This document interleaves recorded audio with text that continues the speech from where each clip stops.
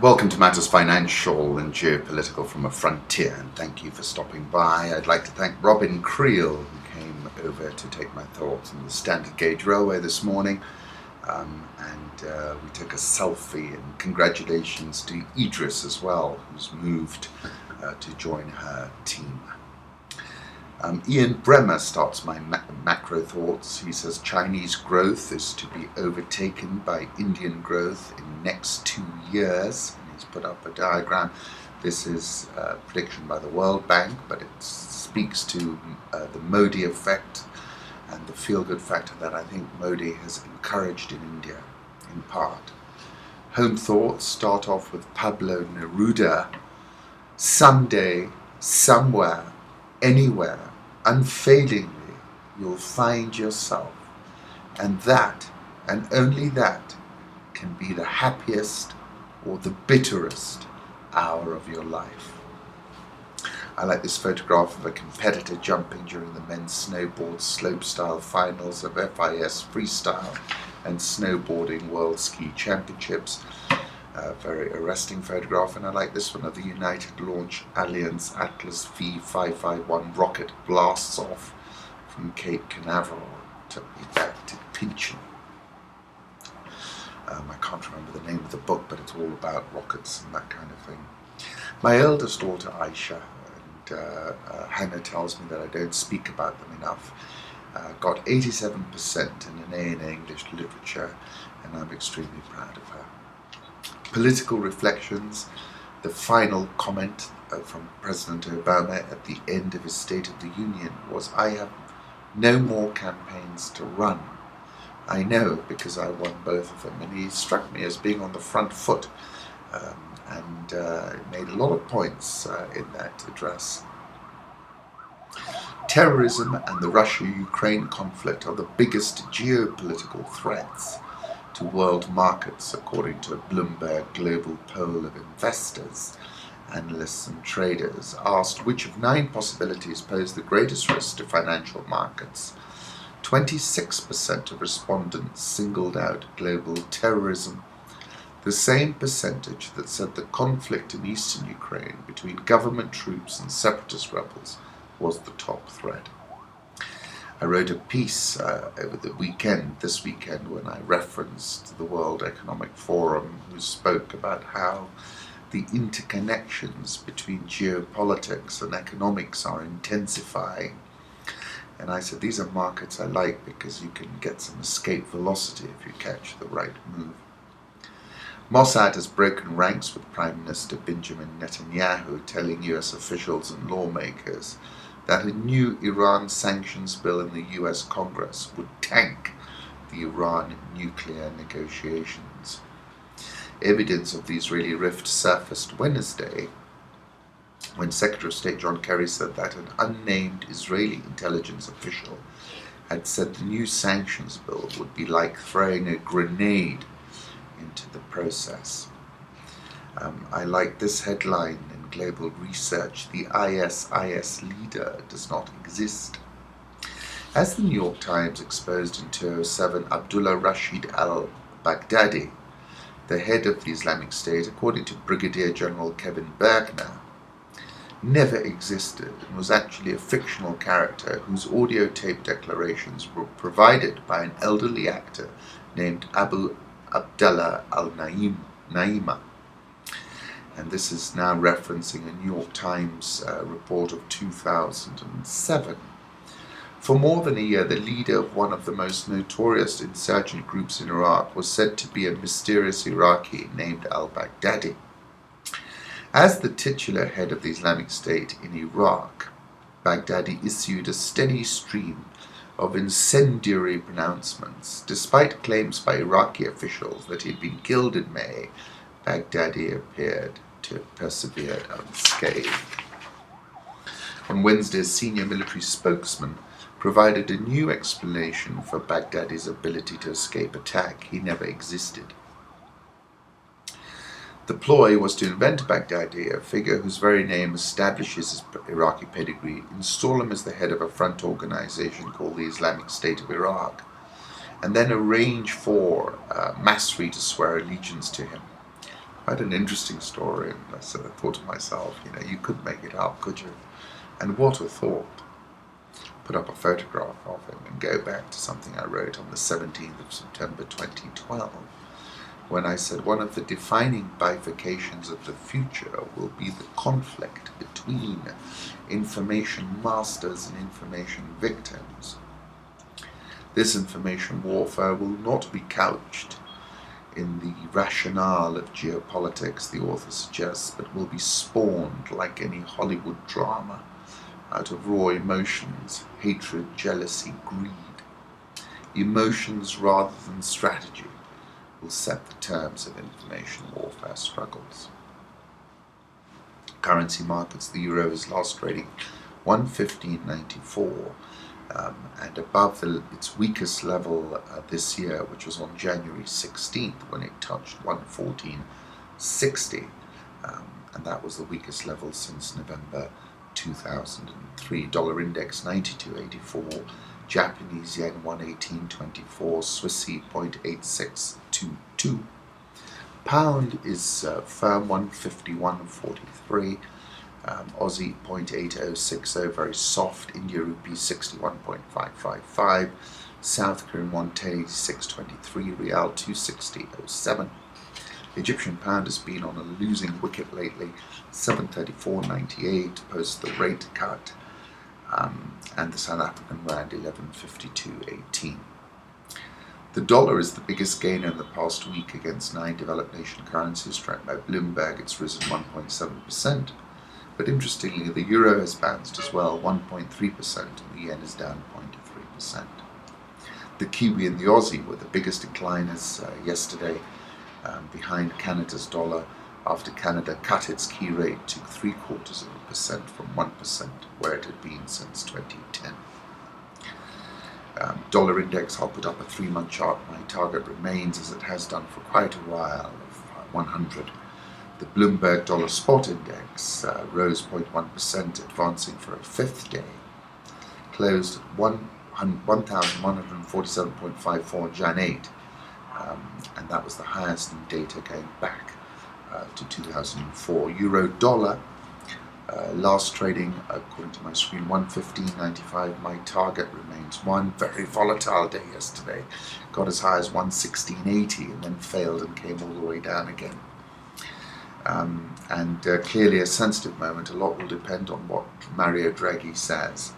But I think essentially the European economy is very weak, and I think whatever happens, the euro is headed lower. As I said on the 12th of Jan, and prior to that, I said the euro-dollar exchange rate is headed to parity and even lower in 2015. My conclusions were the economic blowback from the frozen conflict in Ukraine with Russia has exacted a price as well. I said economics and geopolitics are more intertwined than ever before. And I was saying if European bond yields, they're at record all-time lows, are the signal in the noise, and this means Europe is in danger of a major death spiral. I like this photograph of the swimming pool at the Hotel Il Pelicano in Italy via the Wall Street Journal. And, this is the opening paragraph. On a balmy night in early October, on a cliff above the Tuscan coastline, near the town of Porto Ercole, Italy, a group is gathered around the pool at Hotel Il Pelicano. The hotel's longtime barman Federica Morosi is pouring cocktails for the guests, who are here to celebrate the end of the summer season on the candlelit terrace overlooking the Tyrrhenian Sea. And have a look at the photograph. It could be a scene from any of the 5 decades the hotel has been open. Among those sampling duck polenta from a 1950s-style yellow truck parked on the stone patio, our cosmopolitan mates do have a read. It's very interesting. Coming to the commodity markets, as I've said previously, I do not see a near-term bounce in the price of oil. I think it could average $50 a barrel for the next 24 months. There is no Hail Mary pass coming. Take you back to my thoughts on the oil warfare specialist, US President Obama. He has successfully wrestled the crude price to below $50 a barrel, and with that effected a chokehold on Putin's Russia, Venezuela, and others as far afield as Nigeria and Angola. And I'm going to touch on Nigeria in a moment. Crude oil last trading at $47.45, or a little bit lower now. I'll put up that chart. I still think we're going to visit levels below 40, but of course it now is quite sold off, and bounces can be particularly vicious. Gold touched the highest level since August 2014, got to 1305.25. Last time I checked, we were at 1292.57. Sugar is also at a 2015 high. I'll put up a 1-year chart of that. And silver has been on a roll, climbed 0.7% yesterday to close at $18.127.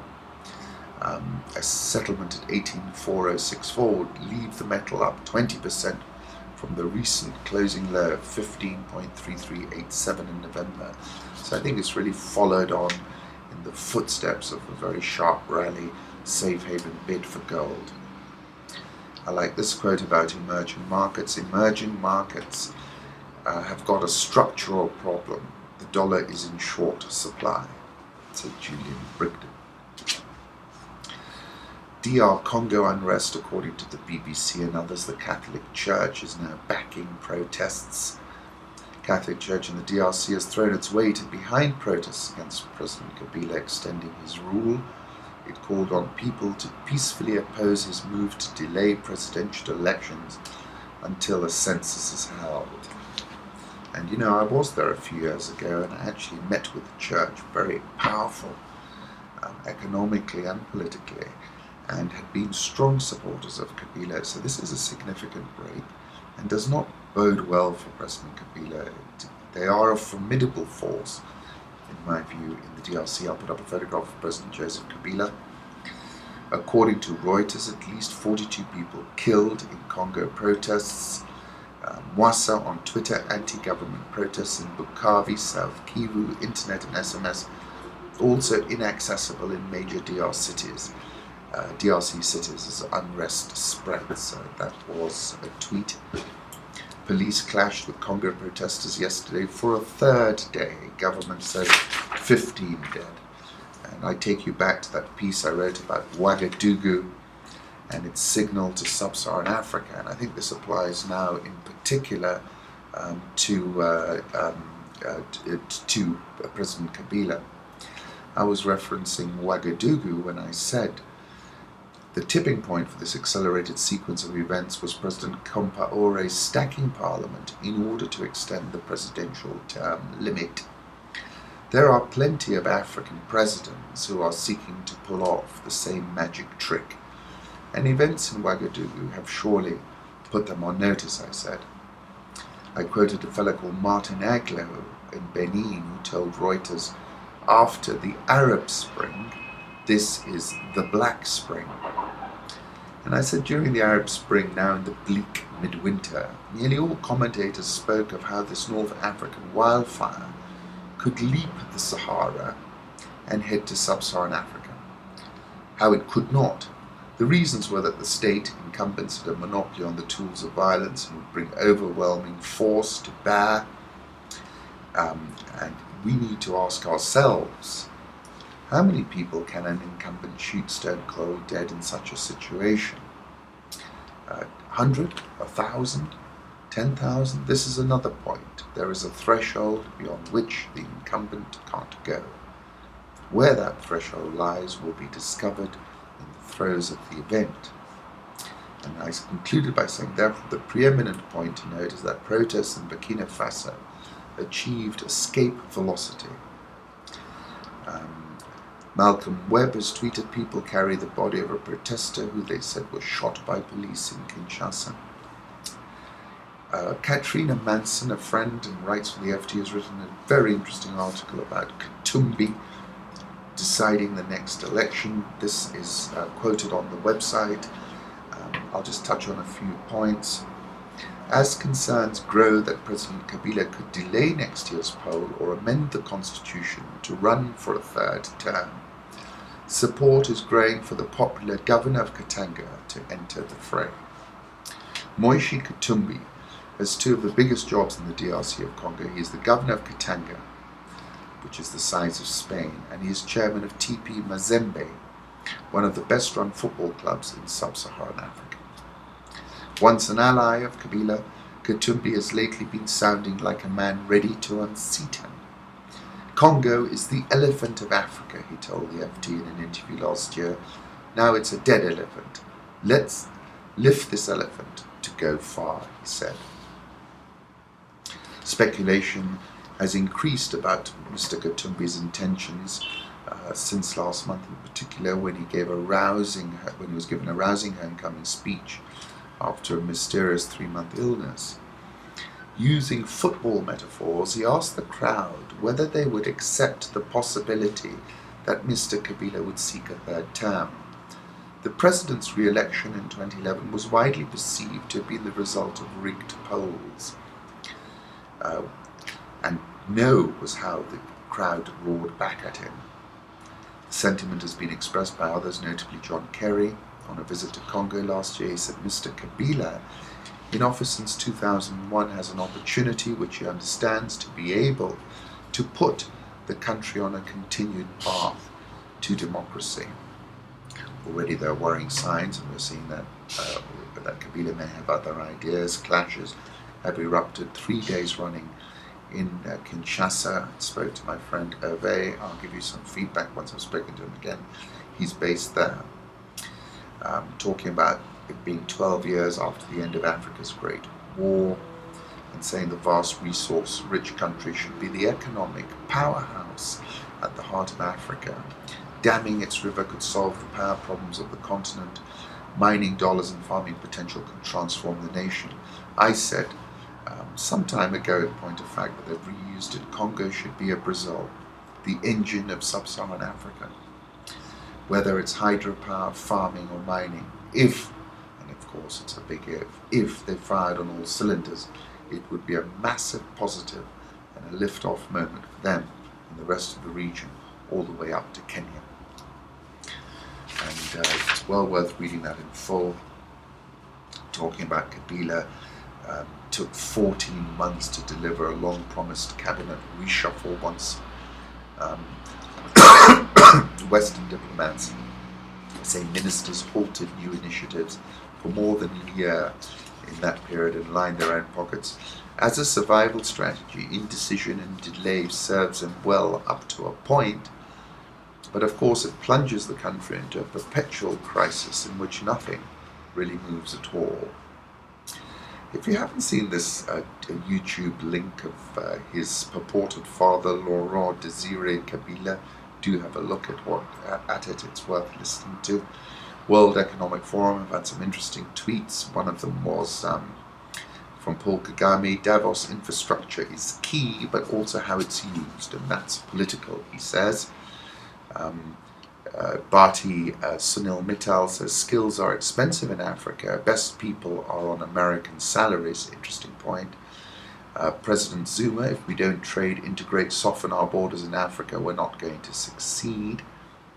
Sunil Mittal again: beg, borrow, steal. Africa needs to build infrastructure. He's not wrong. And interestingly, 2 of Africa's growth drivers are under threat: commodities and oil. Him again. South African all-share bounced 0.94% yesterday, and it's now just negative 0.31% for the year. Dollar rand 11.5189, hanging in there for now. Egyptian pound 735.06, slipping, weakened to 734, 735, and this is the weakest level it's been allowed to reach since auctions began in December 2012, and the 4th official depreciation this week. The Egyptian stock market is the best performing stock market in Africa. It's rallied 10.45% this year. Nigerian all shares the worst performing stock market in the world. It's down 14.13%. Yesterday, Naira trading was halted as dealers called for an emergency meeting.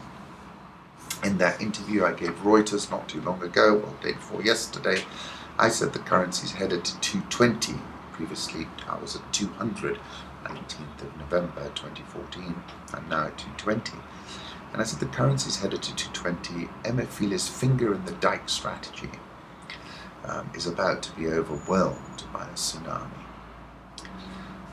African kings, I challenge you to attack me now. I am ready. This is Abu Bakr Shakal. Here I am, alive.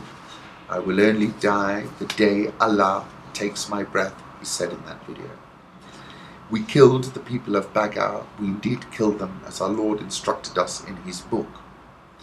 He added, we will not stop. This is not much. You'll see. He taunted President Goodluck Jonathan in April 2014 when he said, I am in your city.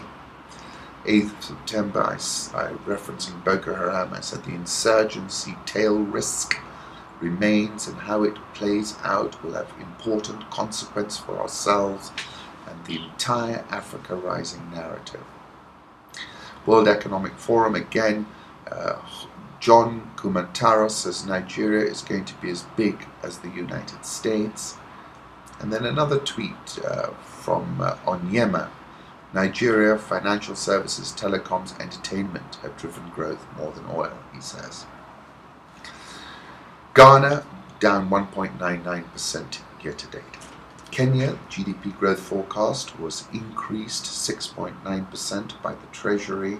They said the economy is likely expanded 5.3% last year. I think it's going to be below that. Growth outlook is promising due to continued implementation of bold economic policies. The GDP forecast, in my view, is predicated on the SGR rollout. Of course, the SGR is replacing the old Mombasa-Nairobi railway. On that note, I'll put up a photograph of the entrance, the railway as seen just outside the entrance to Tsavo East, and another one of the old railway crossing Manyani Gate, Tsavo again. On the 31st of December, after I'd driven down to Mombasa, I wrote, there is evidently momentum behind the CGR. The CGR build-out will represent a meaningful net gain for the economy going forward, I said. As we drove down, we noticed a lot of preliminary work on the standard gauge railway. The original Lunatic Express was built around the turn of the 20th century. More than a century later, it is clear that Kenya has embarked on the second iteration of the railways. There is evidently momentum behind the SGR. So that's uplifting the GDP forecast, but what's downshifting it for me is tourism. I wrote about it in that same article I was writing about the SGR. And I said tourism is all about perception. We live in a 24-hour world. I have yet to see the plan which bends the perception curve. On that note, I'll put up a photograph I took on Christmas Day at the Lugard Falls in Tsavo more than a year ago. Kenya shilling 91.634, facing down a very strong dollar more than anything. Nairobi All Share popped 0.48% high yesterday.